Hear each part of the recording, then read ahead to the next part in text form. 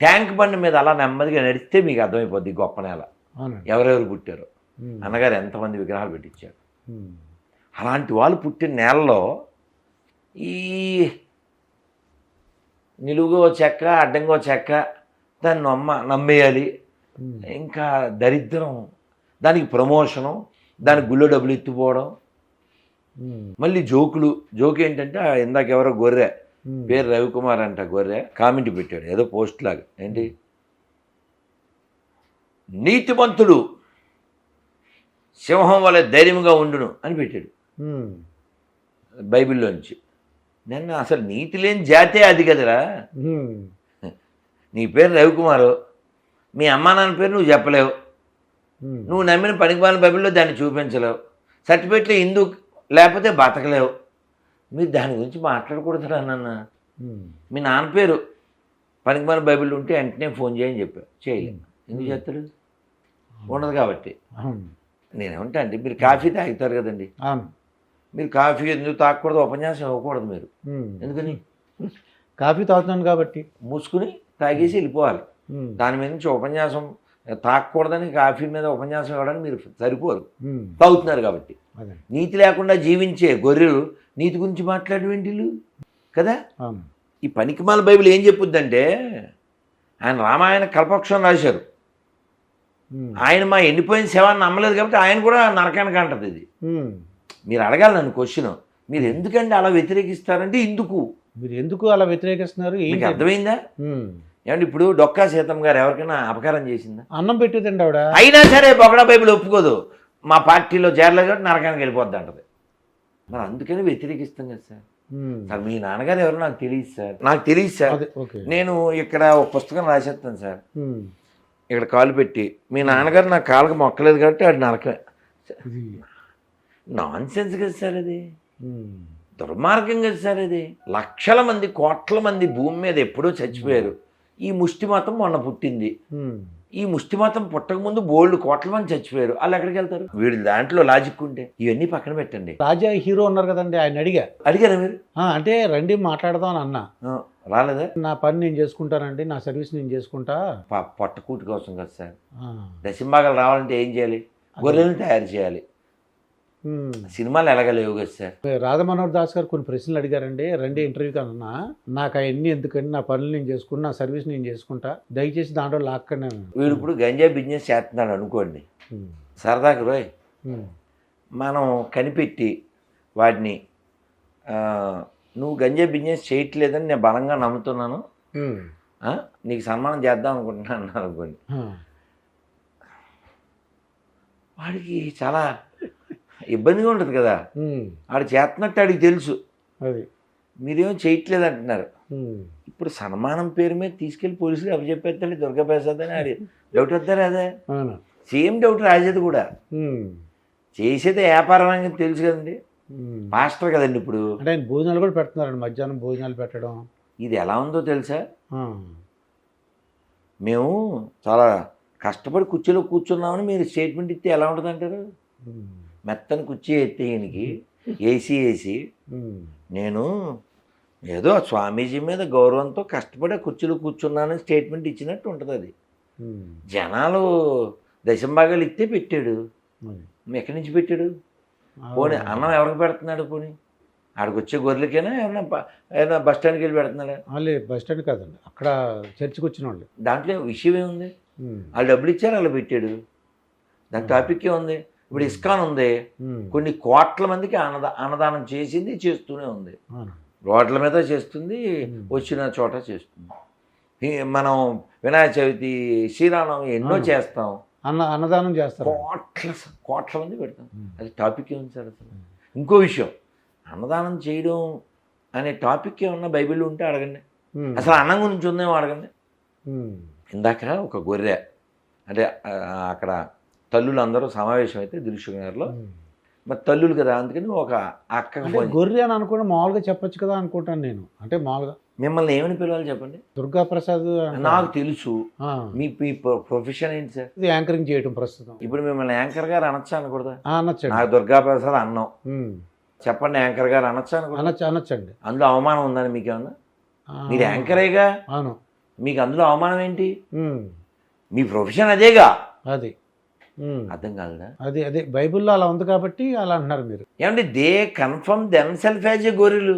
ఉమ్, తప్పిపోయిన గొర్రె పిల్ల చర్చి అని రాసి పెట్టుకున్నాడు. ఉమ్, చర్చి పేరేంటి? ఉమ్, తప్పిపోయిన గొర్రె పిల్ల చర్చి. ఉమ్, ఇప్పుడు మిమ్మల్ని మీరు యాంకర్ అన్నప్పుడు ఆడ యాంకర్ అని పిలిస్తే మీకు నెప్పేటి? ఉమ్. మా అందరికి భయం ఏంటంటే ఇంత ధైర్యంగా మాట్లాడుతున్నారు, ఎవరైనా అటాక్ చేస్తే ఎలా బాబోయ్ అని. అంటే ఇందాక కారులో వస్తున్నప్పుడు కూడా అన్నారన్నమాట ఆయనకి ఎంత ధైర్యం అండి అసలు ఎలాగా డ్రైవర్ అంటున్నాడు అనమాట. అది వీడియోలు చేస్తుంటే మాకు అదే భయంగా ఉంటుందండి, ఎవరిని అటాక్ చేస్తారేమో, ఆయన అంత ధైర్యం ఏంటంటే అని అడుగుతున్నారండి. అంటే ఇప్పుడు మీకు ఒక విషయం అర్థమైంది కదా, అది అది పాపిస్ట్ మతం అని అర్థమైంతేగా, వాళ్ళది ప్రేమ మతం కాదని అర్థమైంతేగా. ప్రేమ మతం ఇప్పుడు ఒక చెంపపై కొడితే మరో చెంప చూపించమని అన్నాడు మా యేసుబాబు అంటారు కదా. నిన్ను వాళ్ళని పొరుగు అని ప్రేమించుము అన్నారు అంటారు కదా. మీరు ఎక్కడ ప్రేమిస్తున్నారు?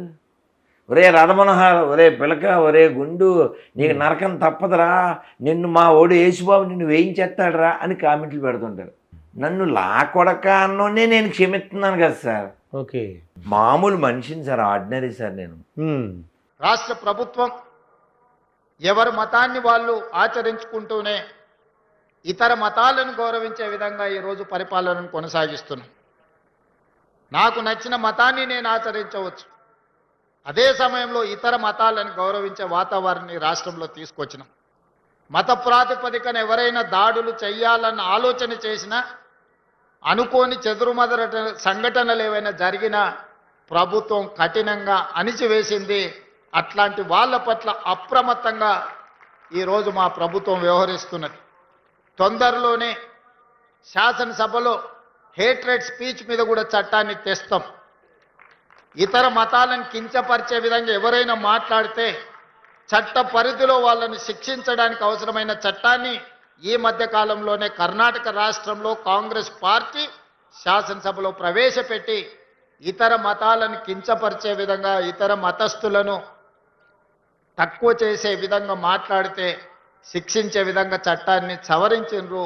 తొందరలోనే తెలంగాణ రాష్ట్రంలో కూడా బడ్జెట్ సమావేశాలలో ఆ చట్టాన్ని తీసుకొచ్చి అన్ని మతాలకు సమానమైన హక్కును, అధికారాన్ని, వాళ్ళ యొక్క మతాన్ని వాళ్ళు ఆచరించే స్వేచ్ఛను తెలంగాణ రాష్ట్ర ప్రభుత్వం అందిస్తుంది అని చెప్పి నేను ఈ సందర్భంగా తెలియజేస్తున్నా. ఈనాడు క్రిస్టియన్ మైనారిటీ, ముస్లిం మైనారిటీ, ఇతర ఏ మైనారిటీలైనా ఉండొచ్చు, వాళ్ళకు అందించే సంక్షేమము, అభివృద్ధి ఎవరి దయ కాదు, వాళ్ళ హక్కు అని నేను సంపూర్ణంగా విశ్వసిస్తున్నా. మీ హక్కులను కాపాడడానికి మేమున్నాం. మీ హక్కులు ఎక్కడైనా భంగం కలిగితే సరిదిద్దడానికి మా ప్రభుత్వం సిద్ధంగా ఉంది. అదేవిధంగా 2000 సంవత్సరాల క్రితం పశువుల పాకలో జన్మించిన మానవ జన్మ ఎత్తి మానవ సేవనే మాధవ సేవ, ప్రేమను పంచాలి, శాంతిని పెంచాలి అని సందేశాన్నిచ్చి మానవుడే దేవుడుగా మారిన యేసు ప్రభు యొక్క జన్మదినము ప్రపంచానికే ఒక పెద్ద పండుగ. ఈ ప్రపంచంలో అన్ని దేశాలలో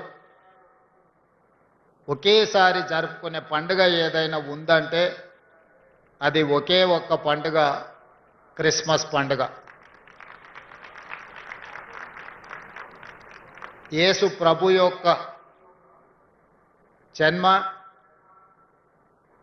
ఈ లోకానికి శాంతిని, ఈ లోకానికి ప్రేమను అందించింది. దారి తప్పిన బాధితులకు సన్మార్గాన్ని సూచించి ద్వేషించే వాళ్ళను కూడా ప్రేమించేంత గొప్ప మనసును ప్రభువు మనకు అందించడమే కాకుండా నిత్యం వారి స్ఫూర్తి మనకు కలిగించి ఈ ప్రపంచమే ఒక శాంతి సందేశాన్ని అందించడానికి యేసు ప్రభువు కారకులైంది. అందుకే వారు జన్మించిన మాసము December month is miracle month. ప్రపంచంలోనే అద్భుతం జరిగిన మాసం ఏదైతే ఉన్నదో అది డిసెంబర్ మాసం. యేసు ప్రభు జన్మించడం వల్ల ఈ ప్రపంచానికి ఒక అద్భుతం జరగడమే కాకుండా ఈ ప్రపంచానికి శాంతి సందేశాన్ని ప్రేమ దూతగా వారు మన మధ్యలో అవతరించి మనల్ని అందరినీ సన్మార్గంలో నడిపించారు. ఈనాడు కాంగ్రెస్ పార్టీకి కూడా డిసెంబర్, తెలంగాణ ప్రజలకు కూడా ఒక మిరకల్ మంత్. నేను ఎందుకు ఈ మాట అధికారికంగా చెబుతున్నాను అని అంటే, డిసెంబర్ మాసంలో మా నాయకురాలు శ్రీమతి సోనియా గాంధీ గారు డిసెంబర్ 9 నాడు జన్మించారు. డిసెంబర్ 9 నాడు జన్మించిన శ్రీమతి సోనియా గాంధీ గారు 60 సంవత్సరాల 4 కోట్ల తెలంగాణ ప్రజల యొక్క బలమైన ఆకాంక్షను ప్రత్యేక తెలంగాణ రాష్ట్ర అవతరణ అసాధ్యము అనుకొని, ఇక సాధించలేము అనుకొని వందలాది మంది తెలంగాణ బిడ్డలు ఆత్మ బలిదానం చేసుకుంటున్నప్పుడు ఈ సమాజంలో ఏ తల్లి కూడా దుఃఖంతో కడుపు కోతతో బాధపడకూడదు. ఆ తల్లుల యొక్క దుఃఖాన్ని శాశ్వతంగా పరిష్కరించాలి అని రాజకీయంగా భారీ మూల్యం చెల్లించి ఆంధ్రప్రదేశ్లో పార్టీకి తీరను నష్టం జరిగిన, కేంద్రంలో అధికారం కోల్పోయిన, తెలంగాణ రాష్ట్రంలో రాజకీయంగా ఒడిదుడుకులను ఎదుర్కొన్న ఒక తల్లి మనసు కలిగిన శ్రీమతి సోనియా గాంధీ గారు తెలంగాణ రాష్ట్రాన్ని ప్రసాదించి ఈనాడు తెలంగాణ రాష్ట్రంలో మనం అందరము క్రిస్మస్ పండుగను జరుపుకుంటున్నాము అని అంటే ఇందులో శ్రీమతి సోనియా గాంధీ గారి యొక్క పాత్ర, వారి త్యాగం ఎంతగానో ఉంది.